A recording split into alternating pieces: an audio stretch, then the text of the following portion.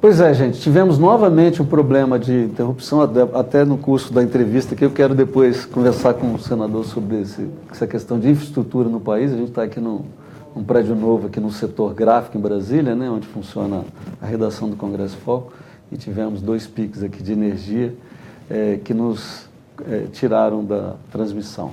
Mas o senador estava falando de como lidar com o Congresso caso Exato, seja eleito, né? Exato. Que era uma pergunta que um leitor fez. Há um balcão de negócios onde se rima governabilidade com promiscuidade.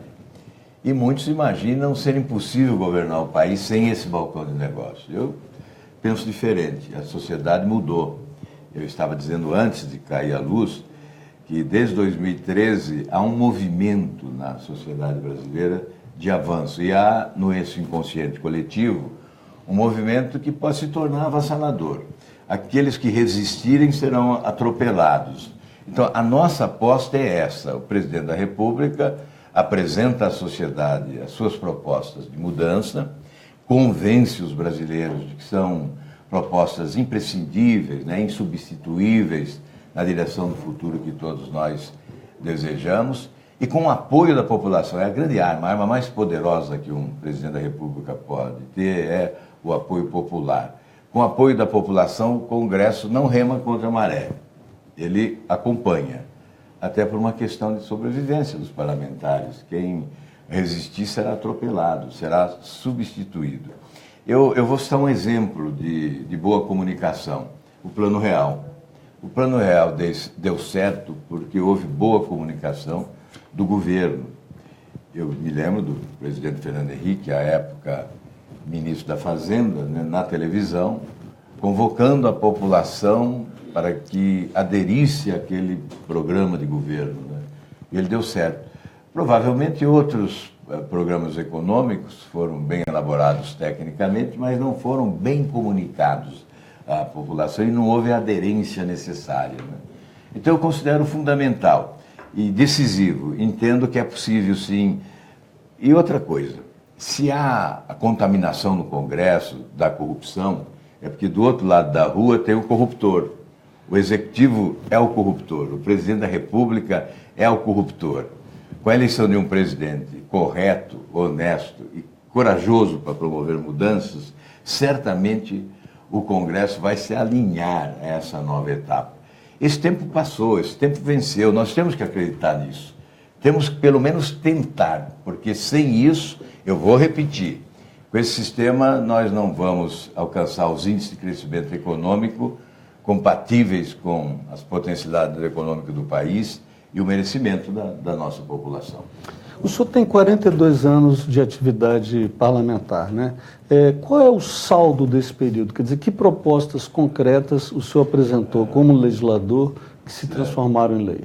Olha, eu fui nesse período também governador, né? Então, as realizações do governo, elas foram excepcionais, especialmente para um período de, talvez a maior crise financeira da história da administração pública brasileira, porque à época nós tínhamos uma inflação de mais de 80% ao mês, os estados quebraram. Era impossível planejar para a semana seguinte, né? Nós chamamos de gatilho salarial, nós tínhamos que aplicar o chamado gatilho salarial todos os meses, porque o salário dos servidores públicos se tornava insuficientes ao final do mês, engolidos pela inflação. Então esse era um cenário dramático. E ao final daquela gestão, talvez esse tenha sido o grande legado de todo esse histórico de mandatos que eu tenho, né, no meu currículo. Então, ao final do governo, 93% da aprovação da população do Paraná, segundo o Instituto Datafolha. E o Jomir Betting fez um comentário à época no Jornal Nacional da Globo, dizendo o seguinte, mais ou menos o seguinte, a síntese do que foi o governo, né? Apenas um Estado brasileiro, apenas um, termina o mandato com superávit, dinheiro em caixa e um grande programa de obras realizado. Um milagre operado por um par de santos, reforma administrativa e saneamento financeiro do Estado. O Paraná demonstra que a administração pública no Brasil ainda é viável. Portanto, eu acho que esse legado do Executivo é que vale mais agora, como credencial para disputar a presidência da República. E o legado do legislador? Vou chegar nele. Eu estou insistindo nesse porque eu acho esse mais importante em função da disputa presidencial. Né? Até porque na pesquisa da Datafolha recente, o eleitor diz que a exigência é experiência administrativa positiva e o passado limpo. No Legislativo foram tantos os projetos, eu me lembro, por exemplo, como deputado federal, o projeto de aposentadoria especial dos professores foi de minha autoria, uma emenda à Constituição. Eu era ainda um jovem deputado federal. Foi um grande avanço, certamente milhares de professores no Brasil se aposentaram mais cedo em razão desse projeto de aposentadoria especial, que permite a aposentadoria da professora aos 25 anos de atividade e do professor aos 30 anos. Agora, numa reforma da Previdência, isso estava em discussão. E eu estava advogando a permanência dessa aposentadoria especial em função do que é a profissão de professor no país. Em relação aos municípios, essa taxa de iluminação pública não caía nos cofres dos municípios.